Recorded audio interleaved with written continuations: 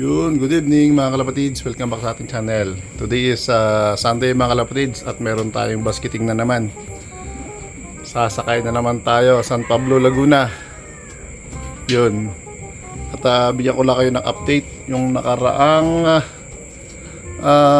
sakay natin sa Muntinlupa. Ito yung naiwan nating mga ibon. Yun, ito yung natira pala. At nalagasan tayo ng 9 na ibon mga kalapatids. 7 yung nakabalik. 7 ang nakabalik. Bali kulang tayo ng 10. Yan, bali 17 nga sinakay natin mga kalapatids. Unti na lang sila. Yan na lang, dati dami-dami yan. Sa kabila 3 yung nakabalik dito. Sa kabila 4. So 7 yung sasakay natin ngayon. Pero yung dalawa, entry natin yung dalawa. Yan. Alright, tapos the rest sabay na ulit mga kalapatids. So ayun.